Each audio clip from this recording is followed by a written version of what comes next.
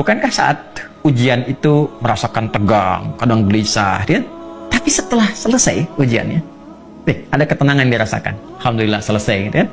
Itu ketenangan yang dihasilkan setelah melalui satu persoalan. Itu disebut dengan sakinah namanya. Jelas? Baik.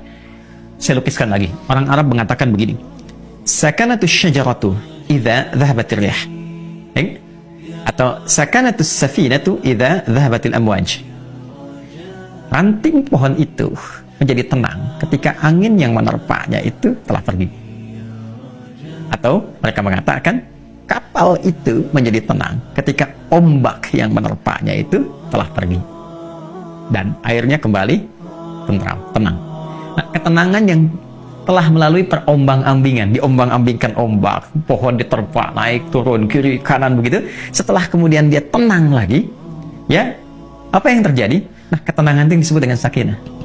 Dan biasanya kapal yang banyak diuji dengan gelombang, bahkan gelombang besar, dan dia melewati itu menjadikan kapalnya kualitasnya lebih kuat, ya, lebih mudah menghadapi persoalan-persoalan atau bahkan gelombang-gelombang kecil setelahnya. Semakin besar, yang kecil lewat.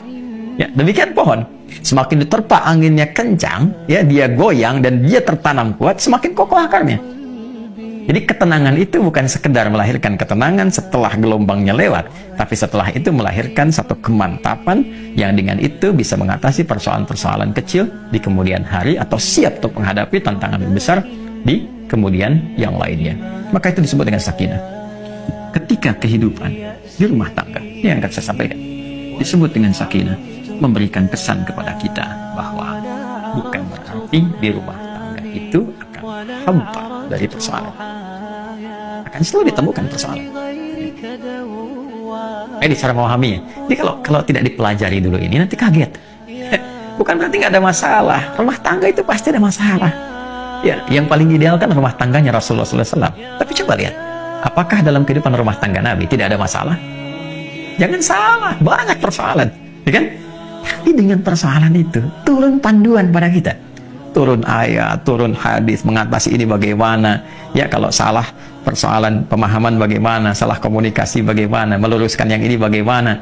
Kalau ingin cari teman cerita ke siapa, kalau mengadu belum ketemu suami istri ke siapa mengadunya, ada semuanya. Gitu.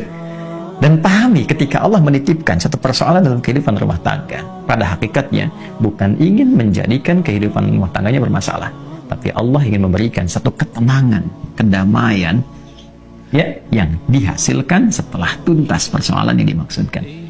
Makanya kehidupan rumah tangga kan kalau sudah masalahnya tuntas lebih tenang dari sebelumnya kan, ya, dan dahsyatnya lebih mengerti tentang sifat-sifat pasangan atau dalam keluarga. Setelah itu punya ilmu yang baru, punya pengetahuan yang baru, masukan yang baru, ilmu yang baru untuk mengatasi tantangan berikutnya. Itu dahsyatnya. Tapi problemnya begini, bagaimana cara kita bisa mengatasi persoalannya dengan mudah? Dan karena tidak sedikit masalah-masalah kecil di rumah tangga, ya kan, bisa menjadi besar dan menyebabkan persoalan serius ketika, maaf, seseorang tidak mengetahui cara menyelesaikannya. Yang ditampilkan kadang-kadang, ya, boleh jadi egonya. Yang ditampilkan kadang-kadang boleh jadi statusnya, bahkan juga hartanya, kedudukannya, dan sebagainya. Itu bukan solusi, teman-teman. Sepanjang ditampilkan kemampuan kemanusiaannya, maka sifat manusia selalu ingin bertahan dengan apa yang dimilikinya. Suami bicara A, istri bicara B. Ya, ayah bicara A, anak pun bicara B. Demikian seterusnya. Maka yang terbaik adalah kita mesti menanyakan kepada pengatur segalanya. Ini. Ya, maka ketika dikembalikan, nih, sakinah itu kan sifat jiwa, ya kan? Ketenangan itu kan sifat jiwa. Ingat, ketenangan itu bukan sifat fisik. Ya, pikiran itu biasa. Ya, pikiran itu bekerja terus, berpikir itu terus, nggak berhenti, berpikir. Apa yang memberikan kegelisahan dan ketenangan pada pikiran? Jiwa. Jadi perintahnya di sini semua dalam jiwa kita. Kalau dia gelisah berarti dari nafsu, ya kan? Kalau dia tenang, nyaman berarti dari takwanya. Itu di jiwanya. Jadi pikiran itu normal saja. Dia beraktivitas. Seperti fisik pun diperintahkan. Fisik tuh gimana perintah dari pikiran saja. Ya. Nah, apa yang memerintahkan pikiran dan mengisinya untuk mengarahkan apa yang harus dilakukan itu, maka itu dari jiwa. Maka itu saya sering katakan, jiwa yang tenang akan melahirkan pikiran yang cemerlang dan aktivitas yang membahagiakan. Itu poinnya. Boleh bikin status tuh. Ya. Nah, balik ke sini.